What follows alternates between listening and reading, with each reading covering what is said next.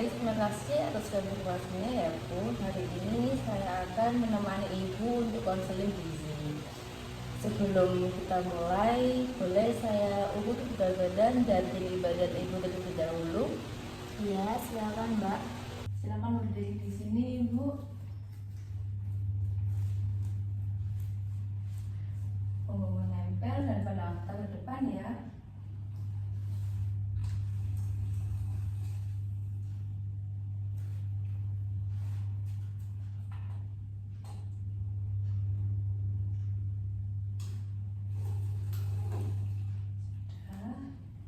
Bentar ya.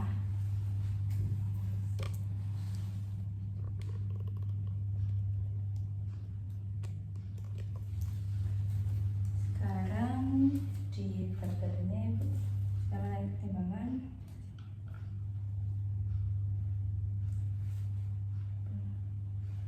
Sudah. Berat badan Ibu 40 kg dan tinggi badannya 155 cm ya Bu.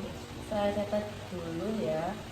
Nah, kita akan ngobrol santai hari ini mengenai pola makan Ibu.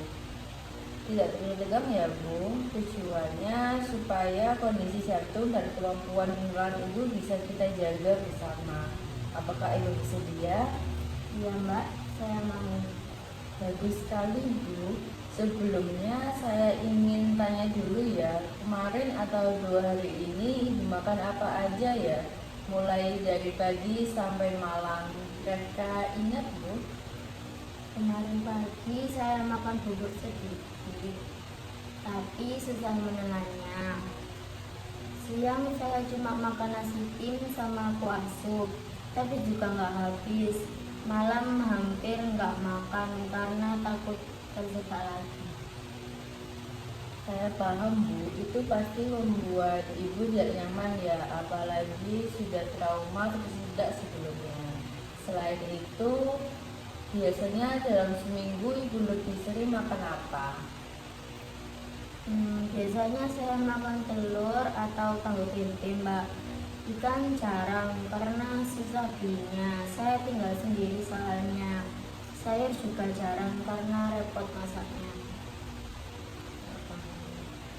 Baik, saya dulu ya Bu. Berarti asupan Ibu sehari-hari masih terbatas ya, terutama karena kendala menelan dan kondisi Ibu yang tinggal sendiri. Saya mengerti itu tidak mudah Bu. Bu, sekarang saya ingin berbagi beberapa informasi penting ya. Saya punya leaflet tentang aritmia. Di sini dijelaskan bahwa aritmia itu gangguan irama jantung dan pola makan sangat berpengaruh. Untuk kondisi Ibu, kita perlu diet rendah lemak jenuh, rendah garam, dan cukup kalium serta magnesium supaya irama jantung Ibu lebih stabil. Oh begitu ya Mbak. Berarti makanan saya harus dijaga betul. Betul sekali Bu. Nah, ini saya ada food picture dan DBMP, itu daftar bahan makanan penukar. Jadi misalnya Ibu bosan dengan nasi tim, bisa diganti dengan bubur beras yang takarannya sama. 1 gelas nasi tim setara dengan 2 gelas bubur beras dan tetap memberikan energi yang sama. Begitu juga lauknya Bu. Ayam tanpa kulit bisa diganti dengan ikan segar atau tahu. Oh jadi bisa diutak-atik ya Mbak. Iya Bu, justru itu enaknya. Ibu tidak perlu makan itu aja. Yang penting tetap dalam kelompok yang benar. Dan karena Ibu ada kesulitan menelan, tekstur makanannya kita sesuaikan ya Bu. Lebih lembut, berkuah dan tidak terlalu kering supaya aman dan tidak tersedak. Bu, kalau boleh saya tanya, seberapa penting bagi Ibu untuk bisa makan dengan baik dan menjaga kondisi jantung Ibu? Penting banget, Mbak. Saya mau tetap bisa hidup mandiri di rumah, tidak mau merepotkan orang. Wah, itu motivasi yang luar biasa, Ibu. Ibu ingin tetap mandiri, itu tujuan yang sangat mulia. Nah, supaya tujuan itu dicapai, kita buat target kecil dulu ya. Bagaimana kalau minggu ini Ibu coba makan dengan porsi kecil tapi sering, misalnya 5-6 kali makan dengan tekstur lembut. Apakah itu bisa dilakukan, Ibu? Sepertinya bisa saya coba, Mbak, asal tidak susah masaknya. Betul, Bu. Nah, karena Ibu tinggal sendiri dan akses belanjanya terbatas, kita cari solusinya bersama ya, Bu. Misalnya, Ibu bisa masak bubur atau sup sekali masak untuk 2 kali makan sekaligus. Jadi, tidak perlu masak terus-terus, dan bahannya pun cukup tahu, telur, atau ikan yang mudah didapat. Oh iya ya, Mbak, itu bisa. Saya biasanya malas masak karena capek. Nah, untuk memudahkan, coba Ibu siapkan bahan makanannya sejak pagi ya, Bu. Sudah direncanakan mau makan apa aja hari ini.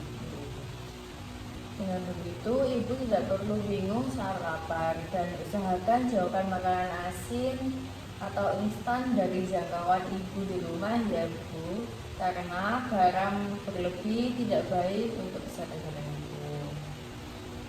Iya, Mbak, saya memang suka beli keripik kalau lagi ngemil.